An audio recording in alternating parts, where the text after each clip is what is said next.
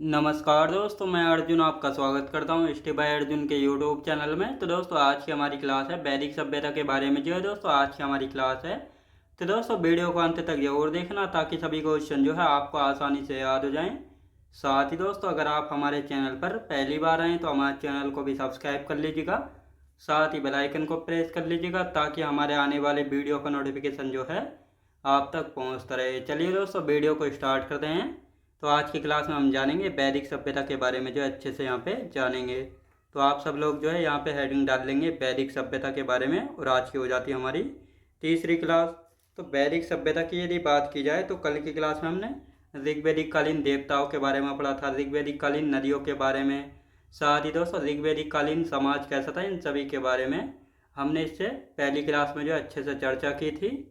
और आज की क्लास में उपनिषदों के बारे में जानेंगे, ऋग्वेद के बारे में जानेंगे। तो ये आपको अच्छे से याद रखना है। तो अब इसको स्टार्ट करते हैं। तो वैदिक साहित्य की यदि बात करते हैं, वैदिक साहित्य होता क्या है, यानी दोस्तों जिस समय वेद लिखे गए थे तो उस समय को जो है वैदिक साहित्य कहा गया है। इनको लिखने का क्रम क्या था, पहले वेद लिखे गए थे, फिर ब्राह्मण ग्रंथ, फिर आरण्यक और फिर उपनिषद। तो इनको जो है ये लिखने का क्रम था। अब यहाँ पे हम बात करेंगे उपनिषदों के बारे में। तो उपनिषद होता क्या है, उपनिषद की यदि बात की जाए तो उपनिषद होता क्या है। उपनिषद का अर्थ होता है दोस्तों गुरु के समीप बैठकर शिक्षा प्राप्त करना। जो है ये गुरु का क्या, उपनिषद का क्या होता है, अर्थ होता है। अब यहाँ पे हम बात करेंगे उपनिषदों की संख्या कितने, उपनिषदों की संख्या है 108। तो 108 है उपनिषद। अब इनमें से कुछ उपनिषद ऐसे हैं जो कि केवल गद्य में हैं, कुछ ऐसे हैं गद्य व पद्य दोनों में, और कुछ ऐसे हैं जो कि केवल पद्य में हैं। तो दोस्तों 4 उपनिषद ऐसे हैं जो कि केवल गद्य में हैं, 2 उपनिषद ऐसे हैं जो कि गद्य व पद्य दोनों में हैं, जो कि चंपू काव्य का उदाहरण हैं। यानी जब कोई चीज़ जो है गद्य व पद्य दोनों में होती है तो वह चंपू काव्य का उदाहरण कहलाती है। अब बाकी के जो 102 उपनिषद बचे ये केवल पद्य में है। किस में दोस्तों, केवल पद्य में है। अब ये 108 उपनिषद है। अब इनमें से सबसे छोटा, सबसे पुराना और सबसे बड़ा उपनिषद कौन कौन सा, इनके बारे में देख लेते हैं। साथ ही आप सभी को पता होगा कि सत्यमेव जयते शब्द कहाँ से लिया गया है, तो किस उपनिषद से, मुंडकोपनिषद से लिया गया है। तो मुंडकोपनिषद इन्हीं 108 उपनिषदों का हिस्सा है। तो ये आपको अच्छे से याद रखना है क्योंकि क्वेश्चन पूछा गया है सत्यमेव जयते कहाँ से लिया गया है, मुंडकोपनिषद से।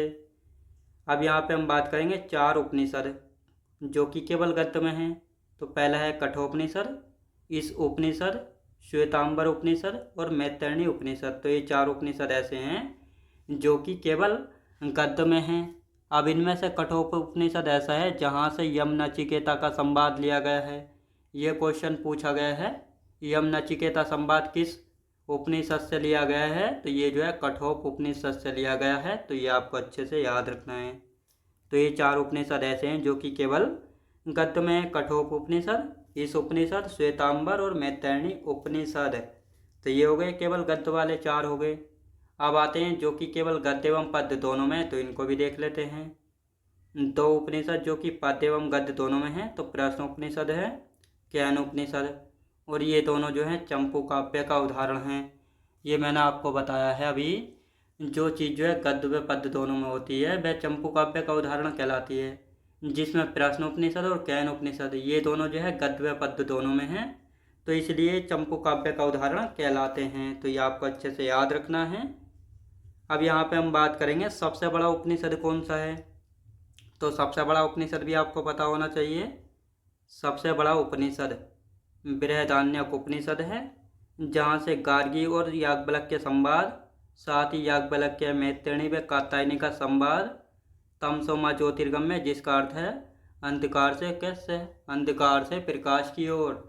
तो ये तीनों संवाद कहाँ से लिए गए, तीनों ही संवाद पूछे गए हैं बृहदारण्यक उपनिषद से लिए गए हैं, जो कि सबसे बड़ा उपनिषद है। तो ये आपको अच्छे से यहाँ पे याद रखना है।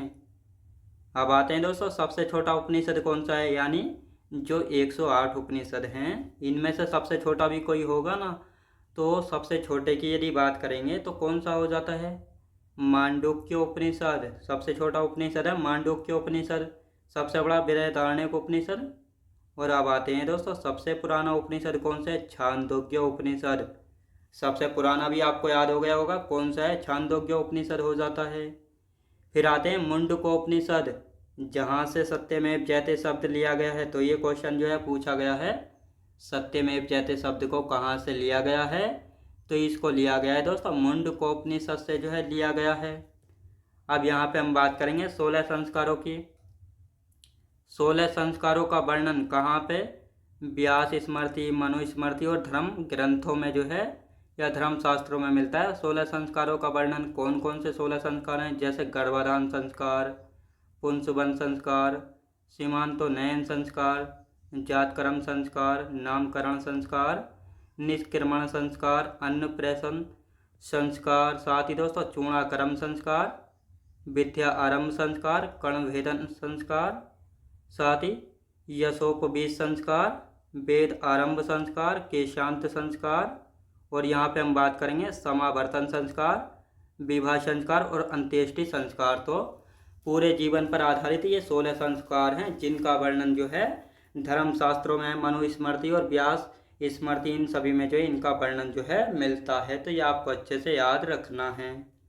अब आएंगे वेदों के बारे में। वेदों की यदि बात करते हैं तो वेदों की संख्या कितनी है, वेदों का संकलन किसने किया है, तो इन सभी के बारे में अच्छे से जानेंगे। कौन सा वेद जो है ऋग्वेद काल में पढ़ा जाता है और कौन से वेद जो उत्तर वैदिक काल में पढ़े जाते हैं। तो यहाँ पे हम बात करेंगे वेदों की संख्या कितनी है दोस्तों। वेदों की संख्या है 4। कौन कौन से, सबसे पहले ऋग्वेद जो कि सबसे पुराना वेद माना जाता है, फिर है सामवेद, यजुर्वेद और अथर्ववेद। तो ये 4 वेद हैं। अब इनमें से वेद त्रयी या त्रयी में कौन कौन से वेद आते हैं, वेद त्रयी में कौन से 3 वेद आते हैं, ऋग्वेद, सामवेद और यजुर्वेद। ये क्वेश्चन पूछा गया है तो आपको अच्छे से पता होना चाहिए वेद त्रयी या त्रयी में कौन कौन से वेद आते हैं। तो 3 आते हैं, ऋग्वेद है, सामवेद है और यजुर्वेद। अब यहाँ पे हम बात करेंगे दोस्तों ऋग्वेद के बारे में। ऋग्वेद की यदि बात करेंगे तो इसको जो है पूर्व वैदिक काल या ऋग्वेदिक काल में जो है पढ़ते हैं, तो ये आपको अच्छे से पता होना चाहिए। अब आते हैं सबसे पुराना वेद कौन सा है, ये क्वेश्चन भी कई बार पूछा गया है। सबसे पुराना वेद है ऋग्वेद, आप सभी को पता होना चाहिए। ऋग्वेद में मंडलों की संख्या कितनी है, 10 मंडल है ऋग्वेद में। सूक्तों की संख्या कितनी है, 1028। ऋचा या मंत्र कितने, 10,462 या 10,532, क्योंकि अलग अलग बुकों में जो है ये अलग अलग दिए हुए हैं, तो इसलिए मैंने दोनों यहाँ पे लिख दिए हैं। सबसे ज़्यादा जो मान्यता दी गई वह किसको दी गई है, 10,462 को। तो ये आपको अच्छे से याद रखना है, तो बिल्कुल कंफ्यूज नहीं होना है, क्योंकि ये ऋचाएँ नहीं पूछी जाती हैं। अब यहाँ पे हम बात करेंगे जो ऋग्वेद है। ऋग्वेद में शब्द कितने हैं, लगभग 1.5 लाख शब्दों से मिलकर बना है ऋग्वेद। जो ऋग्वेद को पढ़ने वाला होता है उसको हम क्या कहते हैं, होत्र या होता कहा जाता है। ये भी आपको पता होना चाहिए, जो ऋग्वेद को पढ़ने वाला होता था उसको होत्र या होता कहते थे।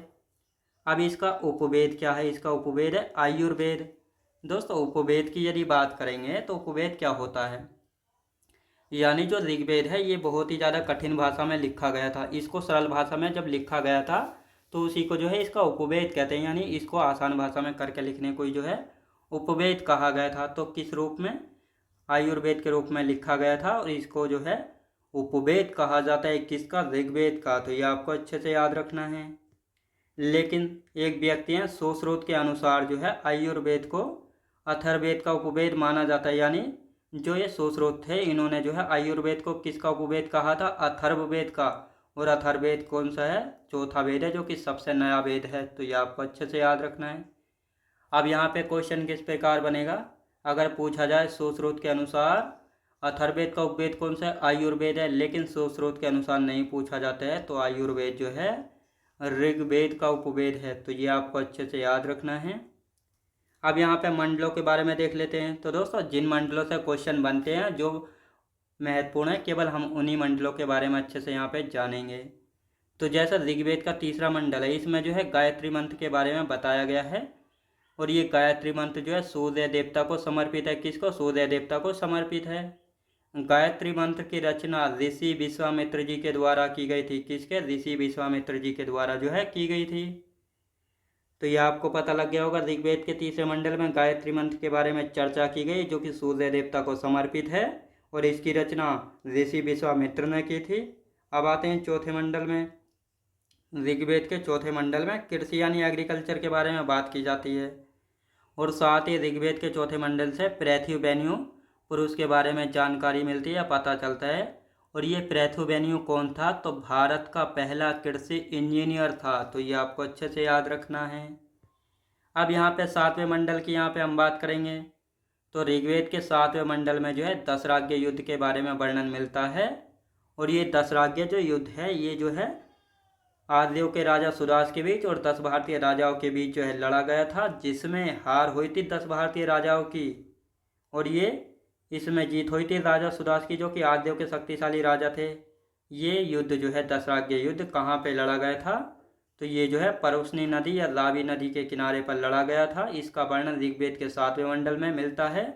तो ये आप सभी को अच्छे से पता लग गया होगा। तो दोस्तों आज की क्लास हमारी यहीं तक रहेगी। तो मैं उम्मीद करता हूँ आपको वीडियो क्वालिटी, कंटेंट वगैरह सभी कुछ आपको पसंद आया होगा।